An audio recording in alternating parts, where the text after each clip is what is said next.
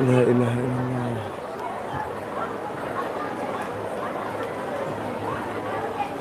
Tak langsung deh.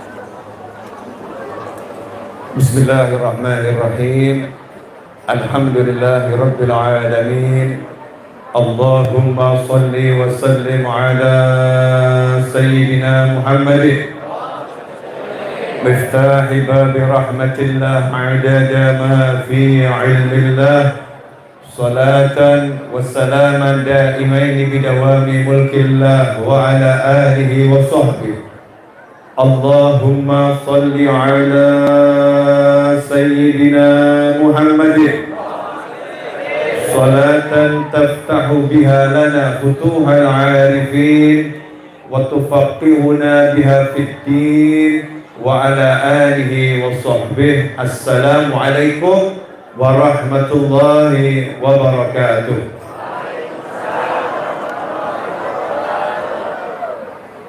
Alhamdulillah, di malam hari ini rangkaian demi rangkaian majelis ilmu dan zikir majelis hal berlangsung.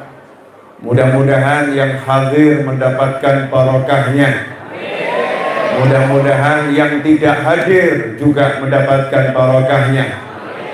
Mudah-mudahan yang mengikuti secara langsung di tempat ini maupun secara online dari streaming di wilayah dan tempat masing-masing mendapatkan barokahnya. Amin Allahumma amin. Ikhwani rahimakumullah, Bapak Ibu, teman-teman semua, saya ingin mengingatkan diri saya pribadi dan siapapun yang mau ikut mendapatkan peringatan dari saya ini. Akhir zaman kita ini seringkali ngomongkan hal-hal yang gak manfaat, seringkali mendengarkan hal-hal yang tidak bermanfaat, dan cukup dikasih pelajaran sama Allah Ta'ala dengan penyakit yang beredar kurang lebih hampir 2 tahun di seluruh dunia, yang namanya corona. Memberikan pelajaran penting bahwasannya kematian itu sangat dekat dengan manusia. Saya nggak tahu kapan saya akan pindah ke alam kubur. Mudah-mudahan nanti setelah kalian semua. Dan kalian juga nggak ngerti kapan akan pindah ke alam kubur. Mudah-mudahan nanti sebelum saya. Tapi antum ataupun saya, insya Allah semuanya panjang umur, panjang umur, sehat wal afiah fi taatillah. Amin Allahumma amin. Walaupun panjang umur, tetap harus mati. Kullu nafsin dha'iqatul maut. Semua yang bernyawa itu pasti merasakan yang namanya kematian. Masalahnya setelah mati itu pilihannya ada 2 dan tidak bisa dipilih di sana. Milihnya di sini dengan izin Allah Subhanahu wa Ta'ala. Masuk alam kubur dipenuhi nikmat, mudah-mudahan kita dapatkan itu, amin. Atau masuk alam kubur penuh dengan siksa, naudzubillah min dzalik. Beliau al-maghfurlah rahimahullah yang kita hauli, ya insyaallah alam kuburnya penuh nikmat karena diingat dengan taat, dengan zikir, dengan doa, dengan ta'allum wa ta'lim, dengan amal khair, dengan hal-hal yang baik. Ya insyaallah ini menjadi ziyadah tambahan untuk kebaikan beliau di alam barzakh sana. Haqqin haqqul yakin, pasti jadi tambah kebaikan. Ya masalahnya ini buat kita. Lah kita nanti kalau meninggal ini dikubur bahagia atau tidak? Tanda tanya. Maka kalau kita pengen di alam kubur bahagia, nomor 1 yang harus dan harus, tidak ada tawar menawar. Sholatnya harus bagus. Sholatnya harus bagus. Kalau sholatnya tidak bagus atau na'udzubillah min dzalik, meninggal dunia belum sholat, maka bisa dipastikan menurut ilmu syariat, tentunya semua ya atas izin Allah Subhanahu wa ta'ala. Menurut ilmu syariat, siapa yang sholatnya jelek, maka di alam kubur dia juga akan jelek. Di alam barzakh dia juga akan jelek. Sementara kita sekarang ini sibuk memperbaiki yang namanya fisik, apalagi ibu-ibu. Ya namanya ibu-ibu dituntut bapak-bapak. Kalau ibu-ibunya nggak cantik, bapak-bapaknya cari yang cantik. Ibu-ibunya nggak menarik, bapak-bapaknya cari yang menarik. Akhirnya ibu-ibu hidupnya sibuk mempercantik diri. Itu yang namanya lipstick di rumah lengkap, itu Magiku Hibiniu lengkap. Biar apa? Biar menarik di hadapan suami. Tapi kadang kebablasan, naudzubillah min dzalik, juga biar menarik di hadapan suami orang lain. Naudzubillah min dzalik. Belum lagi nanti bagaimana ibu-ibu diet biar kurus, biar suaminya senang. Karena kalau gemuk suaminya nggak senang, katanya begitu alasan ibu-ibu. Maka ibu-ibu mulai menguruskan diri, diet. Pakaiannya Masya Allah ditata sesuai mode, sampai aurat yang terbuka nggak diurus. Yang penting pokoknya tampilnya oke, kata ibu-ibu seperti itu. Saya nggak akan bahas penampilan ibu-ibu, dan saya juga nggak akan bahas penampilan bapak-bapak. Pertanyaan saya, kita ini nanya enggak, nanti kalau masuk kuburan tetap cantik enggak? Masuk kuburan tetap ganteng tidak? Orang-orang yang hafal Al-Quran, orang-orang yang soleh, orang-orang yang solihah, maka di kuburan tambah ganteng. Makanya nggak ada judulnya jenazah orang soleh dijauhi. Jenazah orang soleh dan solihah selalu dicari. Masih hidup dicari, begitu meninggal dunia semua pengen lihat jenazahnya, semua pengen mencium keningnya, semua pengen memandu jenazahnya, semua pengen masuk ke liang lahat memakamkannya. Setelah dimakamkan, semua pengen datang menziarahinya. Betul atau betul? Tapi kalau orang itu gak soleh atau salah atau kurang soleh, banyak salah, yang melayat juga berat rasanya. Lihat jenazahnya suruh nemenin satu hari, menyingkir berkali-kali.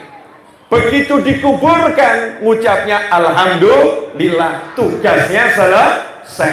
Ziarah pun enggan, walau hanya setahun sekali. Jangankan orang lain, keluarganya pun berat untuk berangkat menuju makam, menengok makamnya. Kenapa? Karena dirinya banyak salah, kurang soleh. Nah, ikhwani rahimakumullah, biar selamat nih, biar selamat, sholat. Itu wasiatnya Nabi Muhammad SAW. As-sholah, as-sholah, as-sholah. Sekarang saya mau nanya, boleh? Gampang-gampang saja. Saya ini ngomong begini karena saya melihat di zaman ini orang itu kok sibuknya ngurusi yang lain. Sibuknya ngurusi yang lain. Nanya bapak-bapak, kapan terakhir kali bapak nanya sama istri, syarat sahnya sholat hafal tidak?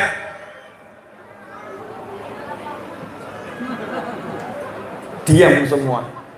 Ibu-ibu, kapan terakhir kali ditanya sama suami, syarat sahnya sholat hafal tidak? Nggak pernah. Sejak menikah belum pernah. Berarti suami-suami tidak bertanggung jawab terhadap fardu ain, kewajiban pribadi setiap muslim. Kewajiban istri sholat, tanggung jawab suami. Kalau suami tidak mengajarkannya dan tidak memerintahkannya untuk belajar, dan istrinya sholatnya salah, suaminya dijamin akan diseret ke neraka. Kok bisa? Lah yang nyeret istrinya kok. Di dunia saja istri pandai menyeret, apalagi di akhirat. Itu bapak-bapak kalau ke mall jalan itu kan ada yang nahan ya. Siapa yang nahan? Istri. Ayo belok. Ya, dibelokkan ke toko-toko. Mampu itu istri di dunia narik suami. Di akhirat, naudzubillah min dzalik, ada istri-istri yang menyeret suaminya ke neraka. Suaminya ahli pengajian, suaminya ahli majelis, tapi nggak pernah ngajarin istrinya sholat, nggak pernah peduli dengan aurat yang terbuka, nggak pernah melarang istrinya untuk jangan menggunjing, jangan ngerasani, perbaiki sholatmu, nggak pernah diperhatikan sholatnya. Nanti ditanya oleh Allah Subhanahu wa ta'ala. Bu, saya mau nanya bu, rukunnya sholat masih ingat tidak? Bapak-bapak, rukunnya sholat ada berapa? Masih ingat tidak? Masya Allah, ada yang ingat ada, yang penting kan sholat. Yang penting kan sholat. Kalau sholat tidak tahu mana yang rukun, mana yang sunnah, tidak tahu mana syarat sahnya sholat, berarti dia tidak pernah paham sholatnya itu sah atau tidak. Kalau tidak pernah paham sholatnya sah atau tidak, berarti nanti dikubur masuk dalam kelompok ini. Diperintahkan oleh Allah Subhanahu wa ta'ala, malaikat yang dikubur itu untuk nanya, cek sholatnya. Kalau sholatnya bagus, semua amalnya yang lain kasih predikat bagus, gak usah diteliti. Tapi kalau sholatnya jelek, amal yang lain pasti lebih jelek, yang lain diteliti. Nah, jadi kalau nggak tahu rukun sholat, nggak tahu syarat sahnya sholat, bisa dipastikan sholatnya jelek. Sayyidina Hasan dan Sayyidina Husain radhiyallahu ta'ala anhuma, buah hati Nabi Muhammad SAW, dua cucu Nabi, yang dipikirkan ini bagaimana agar sholatnya umat Nabi benar. Maka ketika melihat ada orang tua yang wudhunya nggak benar, Sayyidina Hasan dan Husain yang masih kecil radhiyallahu ta'ala anhuma berjuang agar orang tua ini wudhunya benar. Maka orang tua ini didatangi, tapi bukan dinasehatin, apalagi dicaci, apalagi dimaki. Na'udzubillah min dzalik. Bukan begitu yang diajarkan Nabi.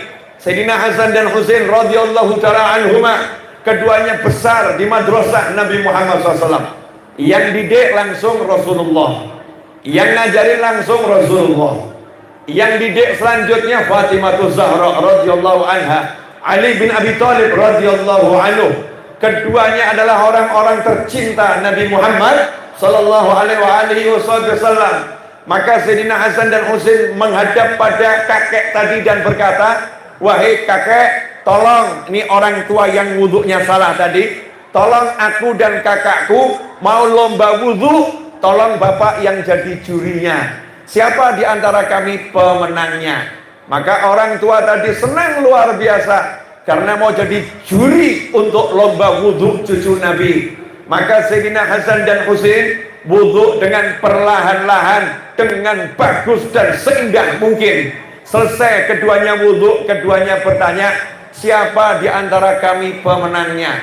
Maka sang kakek orang tua tadi berkata, kalian berdua adalah pemenangnya, juaranya, aku yang kalah. Selama ini wudhuku belum betul, karena wudhuku beda dengan wudhu kalian. Wudhu kalian gak mungkin salah. Hari ini aku sudah belajar wudhu dari kalian berdua. Terima kasih banyak. Ini loh yang diperhatikan, wudhunya bener enggak. Saat ini banyak orang yang israf fil wudhu, yang wudhu di masjid, air masjid itu air wakaf. Air wakaf haram digunakan untuk selain kepentingan masjid. Bahkan dalam fikih, kalau air wudhu itu melakukan israf, menggunakan kasnya masjid, menggunakan air wakaf masjid, maka hukum penggunaan airnya haram. Kenapa? Karena itu tidak boleh digunakan lebih dari yang semestinya. Berapa banyak orang yang wudhu buang-buang air, tidak mengikuti syariat, sedangkan wudhunya di masjid, menggunakan air masjid. Bagaimana sholatnya bisa bagus kalau dalam wudhunya sudah melakukan perbuatan yang haram? Kelihatannya ini masalah sepele, kelihatannya masalah kecil, kelihatannya. Tapi jangan salah, Ini bukan masalah sepele, ini bukan masalah kecil. Siapa yang sholatnya nggak beres, maka dunianya tidak akan beres, apalagi akhiratnya. Siapa yang sholatnya nggak baik, maka dunianya nggak akan baik, apalagi akhiratnya. Allah yang mengatakan, wa'mur ahlaka bis shalah, perintahkan keluargamu sholat. Kami tidak bersabarlah kepadanya. Kami tidak minta rezeki kepada kalian, justru kami yang memberi kalian rezeki. Di sini ada pelajaran, wa'mur ahlaka bis shalah. Kalau Allah udah bilang perintahkan keluargamu sholat, artinya sebelum memerintah diajarin dulu. Gak mungkin kita perintahkan sesuatu sementara yang diperintah belum tahu. Karena itu wajib seorang suami ngajarin istri, orang tua ngajarin anak. Karena itu untuk urusan sholat, pelajaran pertama dalam kehidupan adalah sholat. Bayi begitu lahir tidak diajarkan yang lain, yang diajarkan adalah sholat. Begitu lahir langsung suruh mendengar suara azan di telinga kanan, suara iqamah di telinga yang sebelah kiri. Azan dan qomat, pendidikan awal tentang waktu sholat ditandai dengan panggilan azan. Mulai sholat ditandai dengan iqamah, diajarkan sejak lahir. Sebetulnya itu harus dilanjutkan sampai muncullah sabda Nabi Muhammad sallallahu alaihi wasallam, perintahkan anakmu sholat umur 7 tahun. Artinya umur 7 tahun sudah pandai sholat, karena belajarnya sejak lahir. Tapi sekarang sekolah SMA, kuliah, bahkan sudah berkeluarga, bahkan sudah punya anak, sholatnya belum paham mana yang rukun, mana yang sunnah, mana yang tidak boleh, yang membatalkan sholat, mana syarat sahnya sholat. Karena itu kita lihat zaman sekarang banyak orang mudah galau, banyak orang mudah jatuh, banyak orang mudah bingung, banyak orang gak tenang hatinya. Kenapa? Karena sholatnya gak beres, sholatnya gak betul. Kalau pengen kita hidup kita baik, hidup kita menjadi benar, awali dengan perbaiki sholat. Siap memperbaiki sholat? Pulang dari sini wajib hukumnya, bukan sunnah. Wajib hukumnya belajar rukun sholat, belajar rukunnya wudhu, belajar yang membatalkan wudhu, belajar yang membatalkan sholat. Semua itu sudah wajib kalian pelajari dan saya pelajari dan ajarkan kepada yang lain. Karena ini urusan ibadah yang paling utama. Sebagaimana dikatakan, siapa yang sholatnya baik, semuanya dianggap baik. Coba jujur, amal kita ini selain sholat ada enggak yang baik? Puasa Ramadan, Masya Allah, ibu-ibu suruh berhenti nonton sinetron nggak bisa. Betul ya Bu ya? Bahkan itu yang namanya menunggu waktu berbuka, habiskan waktu sambil nonton televisi. Berapa banyak yang haram yang ditonton oleh mata saat akan berbuka. Ibu-ibu dan bapak-bapak kalau duduk sama temannya, bapak-bapak zaman now sama dengan ibu-ibu zaman dahulu. Iya, kalau duduk zaman sekarang ada oknum-oknum yang suka ngomongin orang. Kalau dulu masih mending, mau ngomongin orang cari partner, cari teman duduk. Kalau sekarang mau ngomongin orang nggak perlu teman duduk, langsung lewat grup WhatsApp saudara-saudara.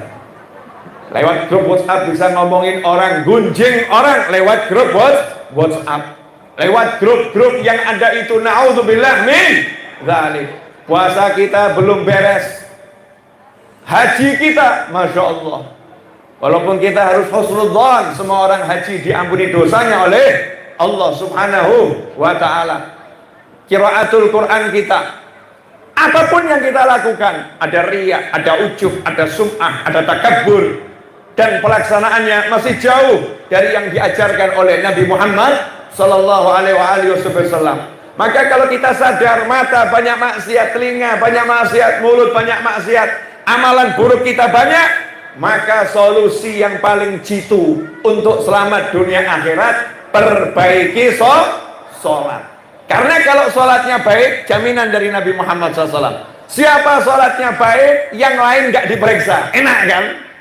Yang penting dinilai sholatnya bagus, yang lain kata Allah Udah, nggak usah dilihat, anggap saja baik. Meskipun rapotnya merah, anggap saja baik. Kenapa? Karena sholatnya baik. Dan sungguh menyedihkan. Ibu-ibu takut anaknya terlambat sekolah. Bapak-bapak takut anaknya terlambat sekolah. Sehingga bangunkan anak di pagi hari. Bukan, nak sholat, nak sholat.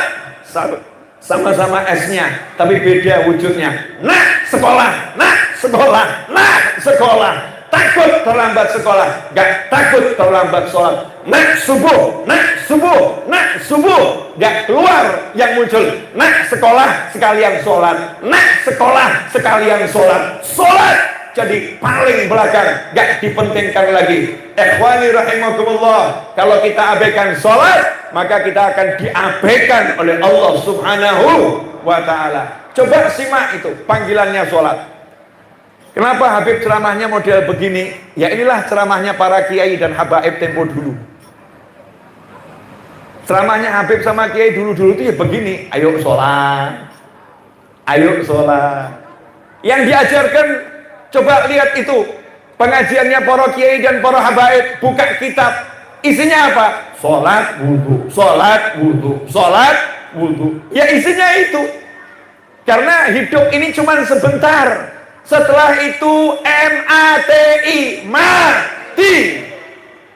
Setelah mati, surga atau neraka. Pengen surga, sholat, sholat, sholat. Saya mau kasih contoh boleh? Berapa waktu yang lalu saya ceramah di Jakarta, saya sampaikan ini. Ini permisalan saya dapat dari teman saya, Cina Muslim almarhum, sudah meninggal. Beliau ceramah waktu itu bareng sama saya, ya Cina Muslim almarhum sudah meninggal. Semoga Allah merahmatinya di alam kubur sana. Ini bukti kalau ilmunya manfaat. Masih saya ingat. Kata beliau begini, ada orang pakai jas harga 10 juta. Ceritanya saya modifikasi sedikit, kasih harga biar lebih paham. Pakai jas harga 10 juta. Pakai kacamata harga 10 juta. Pakai jam tangan harga 20 juta. Pakai sepatu harga 50 juta. Pakai mobil harga 100 M. Misal aja ya. Mobilnya 100 miliar. Masya Allah.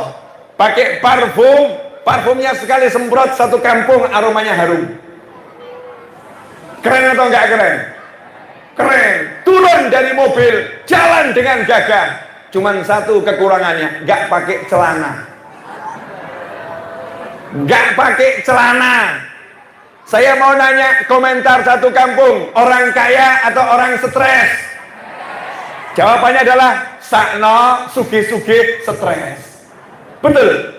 Kasihan kaya-kaya stres. Kasihan kaya-kaya stres. Ibu-ibu pilih mana? Pria yang seperti itu tadi atau pria yang normal, nggak pakai baju di atasnya, pakai celana, nggak pakai baju, penampilannya lusuh, tapi waras, otaknya beres. Pilih yang mana, Bu? Ya mesti ngeyel. Oh namanya juga ibu-ibu, sugih waras, betul ya? Nah ini berarti ibu menganggap kalau orang waras tuh nggak sugih. Kekayaan termahal adalah kewarasan. Apalah artinya punya segala kekayaan kalau nggak waras? Begitu kepala ini waras, Masya Allah, maka yang namanya duit itu nanti bisa dicari dengan izin Allah subhanahu wa ta'ala. Tapi yang namanya manusia mesti ngomong kok ya, lah mending sing edan apa sing waras? Yo sing waras. Pilih yang waras. Orang yang dia itu ibadahnya, sholawatannya bagus. Bagus atau nggak bagus? Bagus. Zikirnya bagus. Bagus atau nggak bagus? Bagus. Iya, majelis ilmunya bagus. Bagus atau nggak bagus? Bagus. Tapi nggak sholat. Ibarat sudah pakai semuanya bagus, tapi belum pakai celana. Belum pakai celana.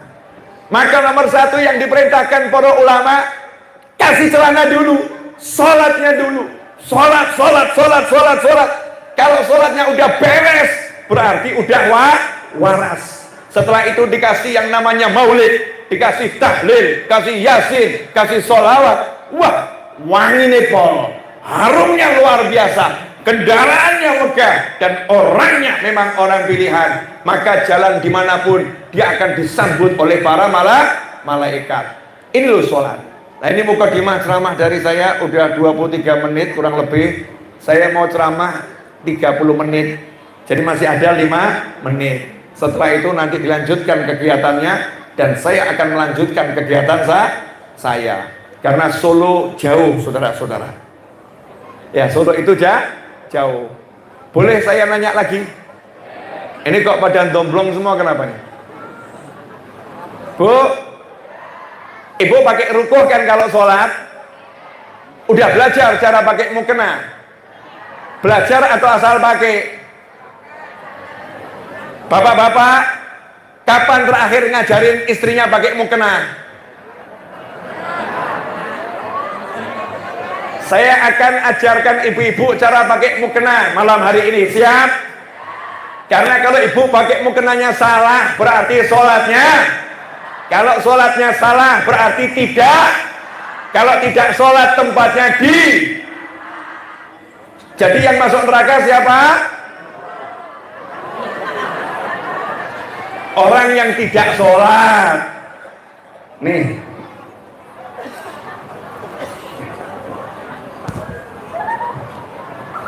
Permisi ya.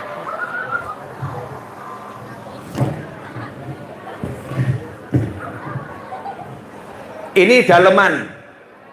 Kopiah ini daleman ya.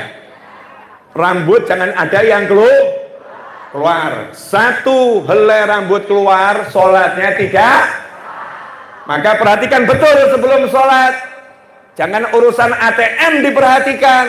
Masukkan ATM pinnya jangan sampai salah. Salah 3 kali diblokir. Hati-hati pakai kartu ATM. Giliran sholat, wah kurang lebih. Kalau sholatnya salah, bukan ATM yang diblokir, pintu surga diblokir untuknya. Ngeri atau enggak ngeri? Ngeri. Makanya perhatikan betul, jangan sampai ada rambut yang keluar. Batasan wajah itu yang mana? Orang sholat itu yang boleh kelihatan wajah ini ya, wajah boleh kelihatan. Tapi kalau leher nggak boleh kelihatan. Batasan wajah itu mana? Secara memanjang dari tumbuhnya rambut sampai dagu. Ya, melebar dari telinga yang lembut ini sampai telinga yang lembut ini. Nih tulang rahang diikuti, nih tulang rahang. Ini namanya wajah. Nah kalau ibu-ibu pakainya mukenanya seperti ini,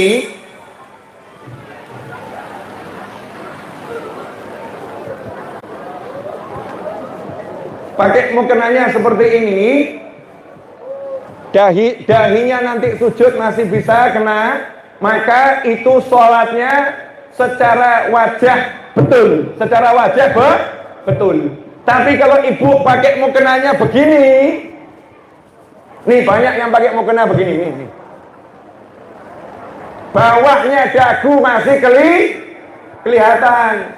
Kalau bawahnya dagu masih kelihatan, berarti auratnya terbuka. Kalau auratnya terbuka, berarti sholatnya tidak.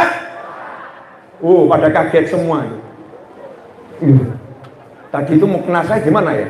Turun bahasanya. Gimana itu? Makanya perbaiki. Padahal yang buat mukena sudah buat pakai tutup di sini ya. Tapi kadang-kadang ibu-ibu agak tangannya ya ditarik ke bawah. Akhirnya di bawah dagu kelihatan, auratnya terbuka.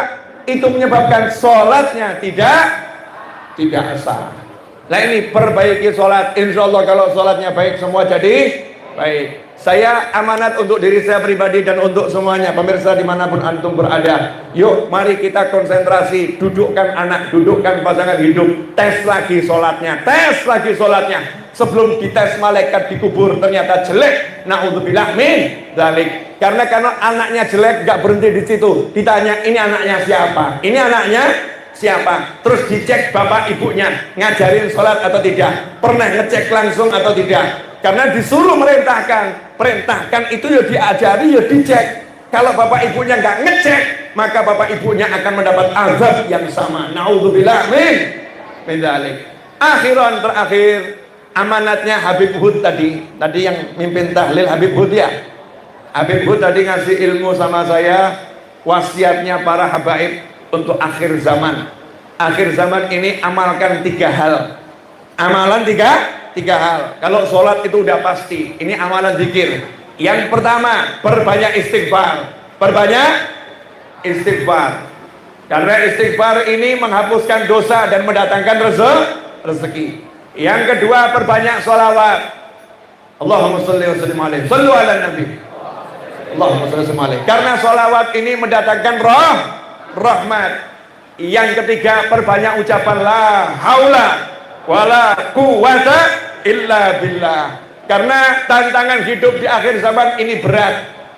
Kalau memang kita merasa berat, merasa nggak kuat, kita merasa suntuk, kita merasa hidup ini sempit, maka serahkan ke Allah. La haula wala quwwata illa billah. Aku nggak bisa, yang bisa cuman Allah. Tolong aku ya Allah. La haula wala quwwata illa billah. Amalkan ini, istighfar, salawat, la haula wala quwwata illa billah. Kalau kita amalkan, insya Allah rezekinya akan barokah, kemudian rahmat gak akan kemana-mana, rahmat akan ada bersama kita. Yang ketiga, gak ada masalah yang gak tersolusi, karena kita serahkan ke Allah, pasti diurusi oleh Allah. Siap mengamalkannya? 1. Perbaiki sholat. 2. Perbanyak istighfar. 3. Perbanyak sholawat. 4. Kalau nggak kuat ucapkan la haula wala quwwata illa billah. Dulu orang Jawa di Solo dan sekitarnya kalau mau ngangkat barang berat itu ngucapnya wolo-wolo kuwato, wolo-wolo kuwato. Wolo-wolo kuwato itu dari la haula wala quwwata illa billah. Kita anak cucu cuman dengar wolo-wolo kuwato. Ya sebetulnya itulah haula wala quwata illa billah. Mudah-mudahan barokah dan manfaat. Kurang lebih mohon maaf. Jazakumullah khairan wal afu minkum. Wa sallallahu ala sayyidina Muhammadin wa alihi wa sahbihi wasallam walhamdulillahi rabbil alamin. Wassalamualaikum warahmatullahi wabarakatuh. Jazakallah khairan.